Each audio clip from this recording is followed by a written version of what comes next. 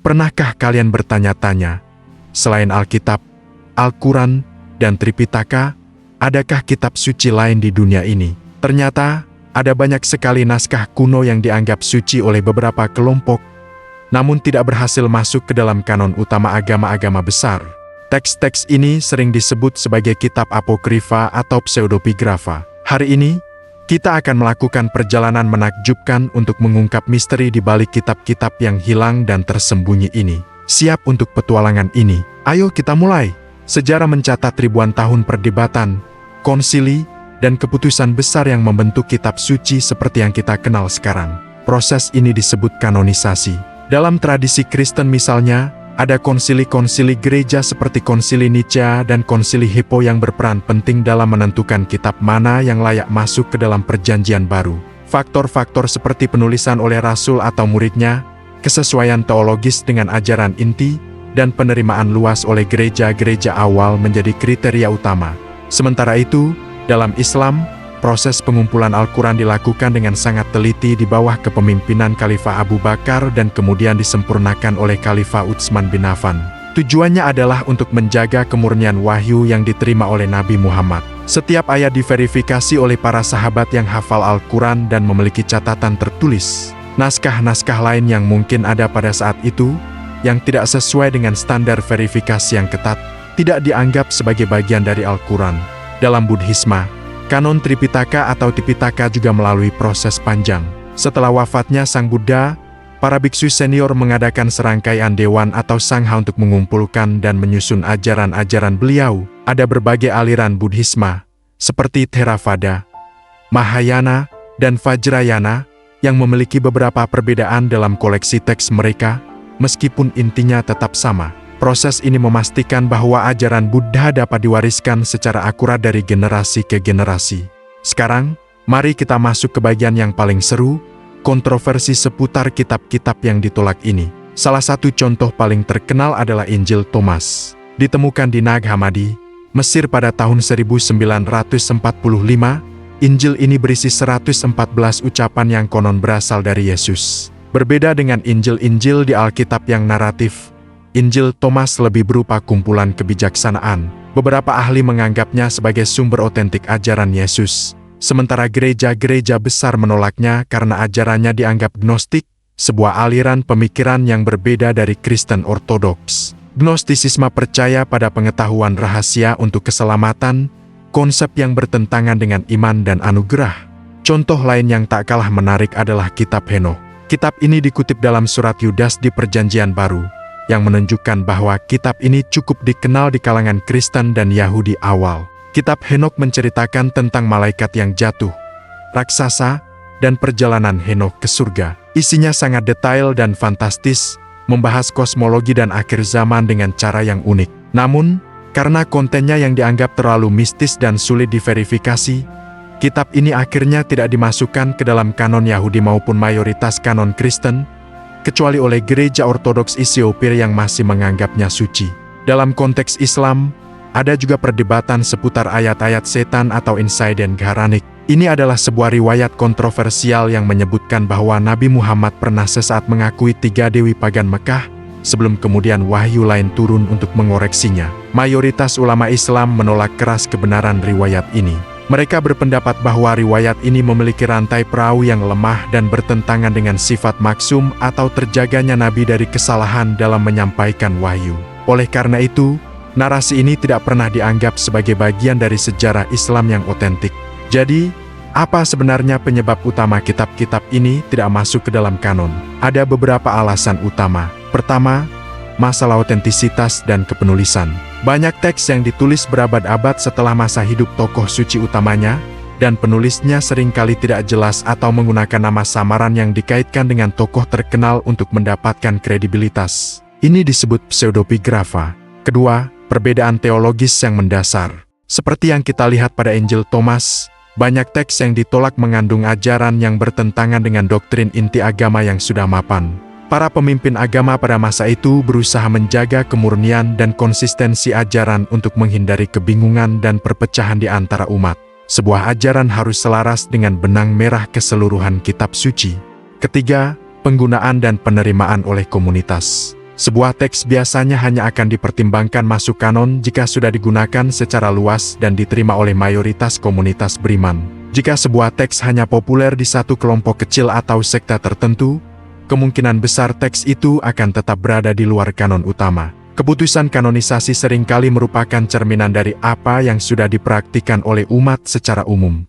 Keempat, alasan politis dan sosial. Kadang-kadang, keputusan untuk memasukkan atau mengeluarkan sebuah teks juga dipengaruhi oleh dinamika kekuasaan pada masa itu. Menetapkan satu set kitab suci yang seragam adalah cara untuk menyatukan komunitas yang tersebar luas, menciptakan identitas bersama, dan menetapkan otoritas keagamaan yang jelas. Lalu, apa dampak dari pengecualian kitab-kitab ini? Di satu sisi, kanonisasi menciptakan stabilitas dan keseragaman dalam ajaran agama. Umat memiliki pegangan yang jelas dan otoritatif. Ini membantu agama-agama besar untuk bertahan dan berkembang selama ribuan tahun, menyebarkan pesannya secara konsisten ke seluruh dunia. Tanpa kanon yang pasti, sebuah agama bisa dengan mudah terpecah menjadi ratusan sekte kecil dengan keyakinan yang saling bertentangan. Namun, di sisi lain, penolakan teks-teks ini juga berarti hilangnya sebagian keragaman pemikiran dan spiritualitas dari periode awal sejarah agama. Kitab-kitab ini memberikan kita jendela langkah ke dalam keyakinan, harapan, dan kekhawatiran orang-orang pada masa itu. Mereka menunjukkan bahwa sejarah agama tidaklah monolitik, melainkan penuh dengan perdebatan, ide-ide alternatif, dan interpretasi yang beragam. Bagi sejarawan dan akademisi, kitab-kitab apokrifa ini adalah harta karun yang tak ternilai untuk memahami kompleksitas perkembangan agama. Penemuan naskah Laut Mati pada tahun 1947 adalah salah satu bukti arkeologis terpenting yang mengubah pemahaman kita. Gulungan-gulungan yang ditemukan di gua-gua Qumran ini berisi naskah-naskah Alkitab Ibrani tertua yang pernah ditemukan, serta tulisan-tulisan dari sebuah sekte Yahudi yang dikenal sebagai Esseni. Penemuan ini membuktikan bahwa teks-teks Alkitab telah disalin dengan sangat akurat selama berabad-abad. Selain itu, penemuan ini juga mengungkapkan keberadaan teks-teks lain yang tidak masuk kanon, yang menunjukkan kekayaan tradisi sastra dan keagamaan Yahudi pada periode Bait Suci kedua. Begitu pula dengan penemuan perpustakaan Nag Hammadi di Mesir. Kumpulan papirus ini berisi lebih dari 50 teks gnostik, termasuk Injil Thomas, Injil Filipus, dan Injil Kebenaran. Sebelum penemuan ini, pengetahuan kita tentang gnostisisme sebagian besar berasal dari tulisan-tulisan para penentangnya. Sekarang, kita bisa membaca langsung dari sumbernya, memberikan perspektif yang lebih seimbang tentang gerakan spiritual yang pernah menjadi saingan besar bagi Kristen Ortodoks. Pada akhirnya, kisah kitab-kitab yang tidak terpilih ini bukanlah tentang benar atau salah. Ini adalah kisah tentang bagaimana manusia berupaya memahami yang ilahi, bagaimana komunitas membentuk identitasnya, dan bagaimana sejarah ditulis oleh para pemenang. Kitab-kitab ini mungkin tidak ada di Alkitab, Al-Quran, atau Tripitaka kita, tetapi mereka tetap menjadi bagian penting dari warisan spiritual dan intelektual peradaban manusia. Mereka mengingatkan kita bahwa perjalanan iman seringkali lebih kompleks dan beragam daripada yang kita bayangkan. Mempelajari mereka bukan untuk menggoyahkan iman, tetapi untuk memperkaya pemahaman kita tentang sejarah dan betapa dinamisnya sebuah keyakinan bisa berkembang. Setiap kitab suci yang kita kenal hari ini tidak muncul begitu saja. Prosesnya panjang, memakan waktu berabad-abad, dan melibatkan banyak diskusi, perdebatan, dan keputusan dari para pemimpin agama dan komunitas saat itu. Proses ini dikenal sebagai kanonisasi. Dalam tradisi Kristen, misalnya, kanonisasi Perjanjian Baru benar-benar terbentuk sekitar abad ke-4 Masehi, ratusan tahun setelah kehidupan Yesus. Selama periode itu, banyak sekali tulisan yang beredar di antara komunitas Kristen awal. Ada Injil, surat-surat, hingga teks-teks apokaliptik yang dikaitkan dengan para rasul atau tokoh penting lainnya. Salah satu contoh paling terkenal adalah Injil Thomas. Tidak seperti 4 Injil dalam Alkitab yang naratif, Injil Thomas adalah kumpulan dari 114 ucapan yang konon dikatakan oleh Yesus. Beberapa ucapannya mirip dengan yang ada di Alkitab, tapi banyak juga yang sangat berbeda dan lebih bersifat mistis atau gnostik. Para ahli percaya Injil Thomas ditulis sekitar abad kedua. Pertanyaannya, kenapa tidak dimasukkan ke dalam Alkitab? Salah satu alasannya adalah karena teologinya dianggap menyimpang dari ajaran Kristen Ortodoks yang sedang berkembang saat itu. Ajaran Gnostik, yang sering dikaitkan dengan Injil Thomas, menekankan pengetahuan rahasia atau gnosis sebagai jalan keselamatan, sebuah ide yang berbeda dari keselamatan melalui iman pada Yesus seperti yang diajarkan di gereja-gereja utama. Lalu ada juga Injil Yudas. Penemuannya di tahun 1970-an dan publikasinya di tahun 2006 membuat heboh dunia. Teks kuno ini menggambarkan Yudas Iskariot bukan sebagai pengkhianat, melainkan sebagai murid terdekat Yesus yang tindakannya justru merupakan bagian dari rencana ilahi. Menurut teks ini, Yesus sendiri yang meminta Yudas untuk mengkhianatinya agar rohnya bisa terbebas dari tubuh fisiknya. Tentu saja, narasi ini bertabrakan langsung dengan gambaran Yudas di 4 Injil kanonik. Kontroversi seperti inilah yang membuat para bapak gereja awal menolak teks-teks semacam ini, bahkan melabelinya sebagai ajaran sesat. Dalam tradisi Islam, prosesnya sedikit berbeda. Al-Quran diyakini sebagai wahyu langsung dari Allah kepada Nabi Muhammad, yang kemudian dihafalkan dan dicatat oleh para sahabat. Proses kodifikasi atau pembukuan Al-Quran menjadi satu mushaf standar terjadi pada masa Khalifah Utsman bin Affan. Tujuannya adalah untuk menyeragamkan bacaan dan menghindari perselisihan di antara umat Islam yang semakin meluas. Namun, ada laporan-laporan historis, meskipun sering diperdebatkan, yang menyebutkan adanya ayat-ayat atau bahkan surah yang tidak dimasukkan dalam mushaf Utsmani. Contoh yang sering disebut adalah ayat rajam atau beberapa variasi bacaan yang dimiliki oleh sahabat tertentu seperti Abdullah ibn Mas'ud. Para ulama Islam pada umumnya sepakat bahwa mushaf Utsmani adalah versi yang paling otentik dan dijaga oleh Allah, sementara variasi lainnya dianggap tidak mutawatir atau tidak memenuhi syarat untuk dimasukkan. Penyebab utama pengecualian kitab-kitab ini seringkali bersifat teologis dan politis. Para pemimpin agama di masa lalu perlu menetapkan satu set doktrin yang jelas dan seragam untuk menjaga keutuhan komunitas mereka. Teks-teks yang dianggap menyimpang, memiliki asal-usul yang tidak jelas, atau mengandung ajaran yang bisa memecah belah, secara alami akan disingkirkan. Ini bukan konspirasi untuk menyembunyikan kebenaran, melainkan upaya praktis untuk membangun fondasi iman yang kokoh dan terpadu bagi jutaan pengikut. Sekarang kita beralih ke tradisi Buddha. Kanon Pali atau Tripitaka adalah kumpulan teks yang diakui oleh aliran Theravada. Namun, aliran Buddha lainnya, seperti Mahayana, memiliki kanon yang jauh lebih luas. Mereka memasukkan banyak sutra tambahan, seperti Sutra Hati atau Sutra Teratai, yang tidak ditemukan dalam kanon Pali. Sutra-sutra Mahayana ini muncul beberapa abad setelah wafatnya Sang Buddha Gautama dan seringkali berisi ajaran yang lebih filosofis dan metafisik, seperti konsep sunyata atau kekosongan, dan jalan bodhisattva. Bagi aliran Theravada, teks-teks ini dianggap sebagai perkembangan selanjutnya dan bukan ucapan asli Sang Buddha. Sebaliknya, bagi penganut Mahayana, sutra-sutra ini adalah ajaran yang lebih tinggi yang diungkapkan Buddha kepada murid-murid yang lebih maju. Jadi, dalam Buddhisme, kitab yang tidak masuk sangat bergantung pada aliran mana yang kita bicarakan. Dampak dari proses kanonisasi ini sangat besar. Kitab-kitab yang terpilih menjadi dasar teologi, hukum, dan identitas bagi miliaran orang di seluruh dunia. Mereka membentuk peradaban, seni, dan etika. Sementara itu, kitab-kitab yang ditolak tidak sepenuhnya lenyap. Mereka terus hidup di pinggiran, dipelajari oleh para akademisi, sejarawan, dan kelompok-kelompok spiritual minoritas. Penemuan naskah-naskah kuno seperti Gulungan Laut Mati atau Perpustakaan Nag Hammadi di Mesir telah memberikan kita jendela langka ke dalam keragaman pemikiran religius di masa lalu. Gulungan Laut Mati, misalnya, berisi teks-teks dari komunitas Yahudi yang dikenal sebagai Essin, memberikan kita gambaran Yudaisme yang berbeda dari apa yang kemudian menjadi Yudaisme Rabbinik. Fakta menariknya, banyak cerita yang kita anggap sebagai bagian dari tradisi agama sebenarnya berasal dari teks-teks non-kanonik ini. Contohnya, nama-nama orang tua Maria, yaitu Yoakim dan Ena, atau kisah tentang sapi dan keledai yang hadir di kandang saat kelahiran Yesus. Semua itu berasal dari teks apokrifa seperti Injil Kelahiran Maria dan Proto-Injil Yakobus, bukan dari Alkitab. Ini menunjukkan betapa besar pengaruh teks-teks ini. Bahkan setelah mereka secara resmi dikecualikan, mereka mengisi kekosongan naratif dan memuaskan rasa ingin tahu umat tentang detail kehidupan para tokoh suci.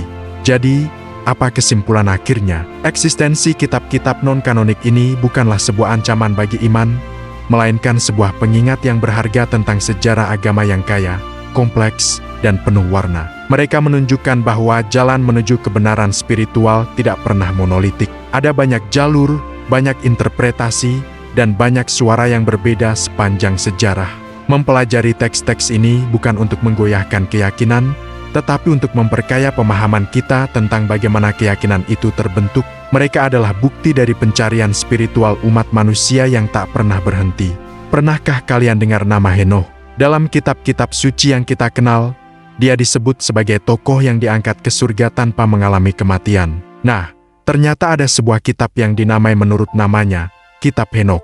Kitab ini penuh dengan cerita-cerita luar biasa, seperti perjalanan Henokh ke 7 lapis surga, pertemuannya dengan malaikat-malaikat agung, dan bahkan penjelasan detail tentang para malaikat yang jatuh, yang disebut sebagai para pengintai. Mereka ini diceritakan turun ke bumi, menikahi perempuan manusia, dan melahirkan raksasa-raksasa bernama Nephilim yang membawa kekacauan. Kitab Henokh juga menguraikan nasib akhir para malaikat pemberontak ini dan roh-roh jahat yang lahir dari mereka. Uniknya, beberapa bagian dari Perjanjian Baru, seperti dalam surat Yudas, tampaknya mengutip atau merujuk langsung ke kitab ini, menunjukkan betapa berpengaruhnya kitab ini pada masanya. Selanjutnya, kita bergeser ke Injil Tamas. Berbeda dengan Injil-Injil lain yang menceritakan kisah hidup Yesus secara naratif, Injil Tamas adalah kumpulan dari 114 ucapan atau logia yang diyakini sebagai perkataan rahasia Yesus. Tidak ada cerita kelahiran, penyaliban, atau kebangkitan di sini. Isinya murni ucapan-ucapan yang seringkali bersifat misterius dan filosofis. Seperti barang siapa menemukan tafsir dari perkataan-perkataan ini, ia tidak akan mengalami kematian. Beberapa ucapannya mirip dengan yang ada di Alkitab, tapi banyak juga yang benar-benar baru dan provokatif. Injil ini mengajak pembacanya untuk mencari pemahaman spiritual dari dalam diri, bukan hanya melalui iman pada peristiwa historis. Penemuannya di Nag Hammadi, Mesir, pada tahun 1945 menjadi salah satu penemuan arkeologis terpenting abad ke-20, membuka jendela baru ke keragaman pemikiran Kristen awal. Lalu, ada kitab Yobel, yang kadang disebut juga sebagai Kejadian Kecil. Kitab ini menceritakan kembali kisah-kisah dari kitab Kejadian hingga Keluaran, tapi dengan bingkai waktu yang sangat unik. Seluruh sejarah dibagi ke dalam periode-periode 49 tahun yang disebut Yobel. Kitab ini memberikan detail-detail tambahan yang tidak ada di Alkitab. Misalnya nama-nama istri para patriark, atau penekanan kuat pada penggunaan kalender surya yang terdiri dari 364 hari. Bukan kalender lunar yang umum digunakan pada masa itu. Karena penekanan pada kalender dan hukum yang sangat ketat, banyak ahli percaya kitab ini berasal dari komunitas Yahudi yang sangat konservatif, kemungkinan besar terkait dengan komunitas yang tinggal di Qumran, tempat gulungan laut mati ditemukan. Kitab ini memberikan perspektif hukum dan kronologis yang berbeda atas sejarah awal umat manusia. Bagaimana dengan Injil Maria Magdalena? Kitab ini juga ditemukan di Mesir dan menyajikan Maria Magdalena bukan hanya sebagai pengikut Yesus, tetapi sebagai salah satu murid terdekat, bahkan yang paling memahami ajaran-ajaran rahasia Yesus. Dalam naskah ini, setelah kebangkitan Yesus, Marialah yang memberikan pengajaran dan penghiburan kepada murid-murid lain yang sedang ketakutan dan ragu. Namun, perannya ini ditentang oleh beberapa murid laki-laki, terutama Petrus, yang meragukan apakah Yesus akan memberikan wahyu penting kepada seorang perempuan. Konflik ini menyoroti perdebatan sengit tentang peran perempuan dalam kepemimpinan gereja mula-mula. Injil Maria Magdalena menjadi bukti kuat adanya kelompok-kelompok Kristen awal yang sangat menghormati perempuan sebagai pemimpin spiritual. Sekarang, mari kita bicara soal kontroversi. Mengapa kitab-kitab ini tidak masuk ke dalam kanon suci yang kita kenal sekarang? Prosesnya disebut kanonisasi, sebuah proses panjang berabad-abad di mana para pemimpin agama dan konsili berkumpul untuk menentukan kitab mana yang dianggap terinspirasi oleh Tuhan dan mana yang tidak. Ada beberapa kriteria utama. Pertama, asal-usul apostolik, artinya kitab tersebut harus ditulis oleh seorang rasul atau orang yang sangat dekat dengan para rasul. Kedua, penerimaan oleh komunitas gereja secara luas. Jika sebuah kitab hanya populer di satu wilayah kecil, kemungkinannya kecil untuk diterima. Ketiga, keselarasan teologis. Ajarannya harus konsisten dengan inti kepercayaan yang sudah mapan. Banyak kitab apokrifa dianggap gagal memenuhi satu atau lebih kriteria ini. Misalnya, Injil Tamas dianggap terlalu dipengaruhi oleh Gnostisisme, sebuah aliran pemikiran yang meyakini keselamatan datang melalui pengetahuan rahasia, bukan iman. Selain itu, ada faktor politik dan kekuasaan. Pada abad keempat Masehi, ketika Kekaisaran Romawi mulai memeluk agama Kristen, ada kebutuhan besar untuk menyatukan ajaran dan praktik gereja. Kitab-kitab dengan teologi yang beragam atau yang bisa memicu perpecahan cenderung disingkirkan. Proses kanonisasi ini bukan hanya soal teologi, tapi juga soal membangun institusi gereja yang solid dan seragam. Kitab-kitab seperti Injil Maria Magdalena yang menonjolkan kepemimpinan perempuan, misalnya, bisa jadi dianggap mengancam struktur hierarki patriarkal yang sedang terbentuk saat itu. Jadi, keputusan untuk memasukkan atau mengeluarkan sebuah kitab seringkali merupakan gabungan kompleks dari pertimbangan teologis, historis, dan bahkan politis. Lalu, apa dampaknya kitab-kitab ini disembunyikan atau tidak diakui secara resmi? Selama berabad-abad, keberadaan mereka sebagian besar hanya diketahui oleh para sarjana. Namun, penemuan-penemuan seperti di Nag Hammadi dan Qumran pada abad ke-20 mengubah segalanya. Kitab-kitab ini keluar dari bayang-bayang dan menjadi subjek penelitian intensif. Dampaknya luar biasa. Pertama, kita jadi sadar bahwa kekristenan dan Yudaisme awal jauh lebih beragam daripada yang kita bayangkan. Tidak ada satu garis lurus kepercayaan, melainkan berbagai macam komunitas dengan teologi dan praktik yang berbeda-beda. Kitab-kitab ini adalah bukti hidup dari eksperimen-eksperimen spiritual yang terjadi pada masa itu. Mereka memperkaya pemahaman kita tentang bagaimana orang-orang kuno berusaha memahami Tuhan dan dunia di sekitar mereka. Kedua, kitab-kitab ini menantang interpretasi tradisional. Mereka memaksa kita untuk bertanya kembali, apa saja kemungkinan-kemungkinan lain yang ada? Bagaimana jika Injil Thomas yang diterima? Bagaimana jika peran Maria Magdalena tidak pernah dikesampingkan? Pertanyaan-pertanyaan ini tidak bertujuan untuk merusak iman, melainkan untuk memperdalamnya dengan pemahaman sejarah yang lebih kaya dan kompleks. Bagi banyak orang, mempelajari teks-teks ini justru memperkuat apresiasi mereka terhadap kitab-kitab kanonik, karena mereka jadi lebih paham tentang konteks historis dan teologis di balik pemilihannya. Mereka bukan lagi sekadar kitab terlarang, melainkan saksi bisu dari sebuah masa lalu yang dinamis dan penuh warna.